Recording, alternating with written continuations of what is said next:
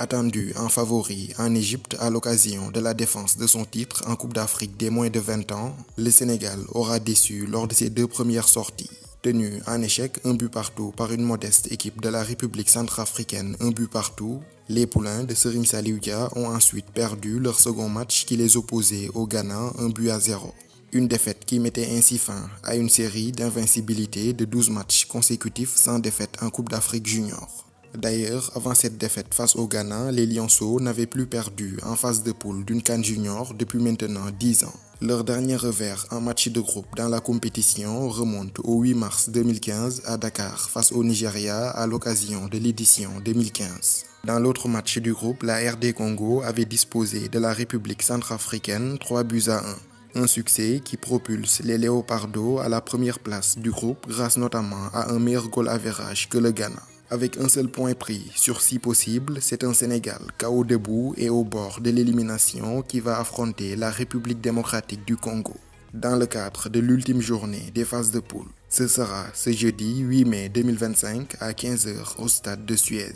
Troisième à 3 points des deux leaders de la poule C, le Sénégal est certes en grand danger, mais le Sénégal a toujours son destin en main. Deux possibilités s'offrent aux champions d'Afrique en titre pour se qualifier.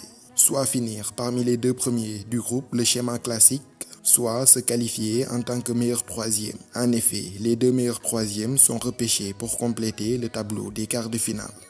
Mais quoi qu'il en soit, la victoire sera impérative pour la survie du Sénégal. Gagner n'est plus une option pour les poulains de Serigne Saliou Dia, mais une obligation. Et tout autre résultat qu'une victoire sera synonyme d'élimination. Une élimination dès le premier tour d'une Coupe d'Afrique des Nations U20, ce n'est plus arrivé au Sénégal depuis maintenant 30 ans. La dernière fois, c'était en 1995 au Nigeria.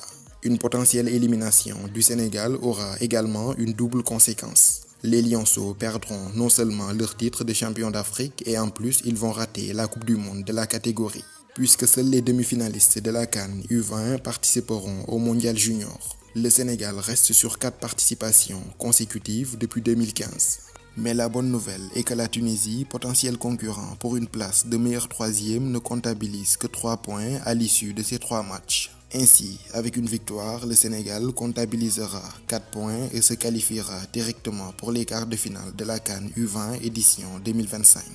Ce jeudi, le Sénégal fera face à un adversaire qu'il connaît très bien, puisqu'en préparation de cette CAN U20, les deux équipes s'étaient affrontées à 2 reprises au stade Lat Dior de Thiès.